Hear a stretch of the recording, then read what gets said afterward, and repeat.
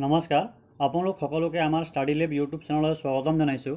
আজি আমি আসাম পুলিচ এছআইত যেহেতু এডমিট কাৰ্ড ডাউনলোড কৰিবৰ কাৰণে যিসমূহ প্ৰব্লেম হৈ আছে, ছাত্ৰ ছাত্ৰীসকলে এডমিট কাৰ্ডটো ডাউনলোড কৰিব পৰা নাই, কাৰণ এপ্লিকেশ্যন নাম্বাৰটো কোনোবা ছাত্ৰ ছাত্ৰীয়ে পাহৰি গৈছে, কোনোবাই হেৰুৱাই পেলাইছে, সেইকাৰণে এডমিট কাৰ্ডটো ডাউনলোড কৰিব পৰা নাই। গতিকে আমি এই আমাৰ নিজৰ এপ্লিকেশ্যন নাম্বাৰটো কেনেকৈ ঘূৰাই পাম? আমি যেতিয়া এই এডমিট কাৰ্ডটো ডাউনলোড কৰিব যাওঁ তেতিয়া আমাৰ এনেদৰে ৱেবছাইটটো খোল খাব। প্ৰথমতে আছে আমাৰ এপ্লিকেশ্যন নাম্বাৰ, যিহেতু আমি এতিয়া এপ্লিকেশ্যন নাম্বাৰটো আমাৰ লগত এতিয়া নাই।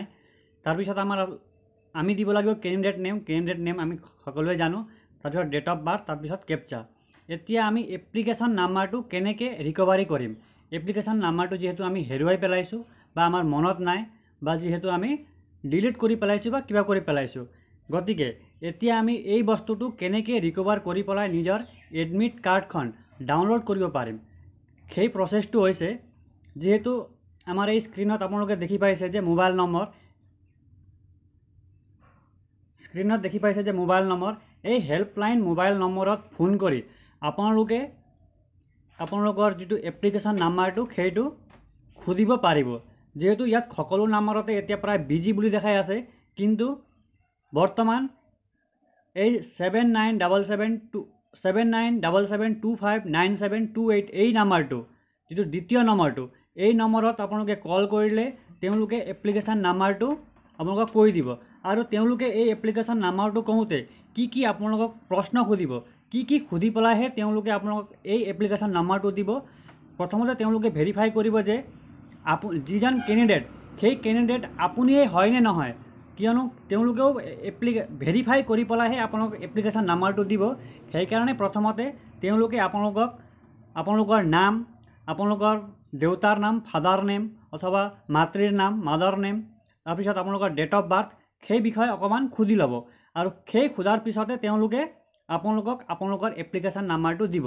আৰু যিটো এপ্লিকেশ্যন নাম্বাৰটো লৈ পেলাই আপোনালোকে এই ৱেবছাইটত গৈ পেলাই নিজে আপোনালোকৰ আসাম পুলিচ এছআইৰ এডমিট কাৰ্ডটো ডাউনলোড কৰিব পাৰিব। সেয়ে আপোনালোকে এই স্ক্ৰীণত দিয়া নম্বৰটোত গৈ পেলাই কল কৰক। কল কৰি পেলাই আপোনালোকৰ নিজৰ তথ্যখিনি তেওঁলোকক আগবঢ়াওক। আপোনালোকৰ সেই তথ্যখিনি দিয়াৰ পিছত তেওঁলোকে আপোনাৰ এপ্লিকেশ্যন নাম্বাৰটো দিব, আৰু সেই এপ্লিকেশ্যন নাম্বাৰটোৰে আপোনালোকে এই এডমিট কাৰ্ডখন ডাউনলোড কৰিব পাৰিব।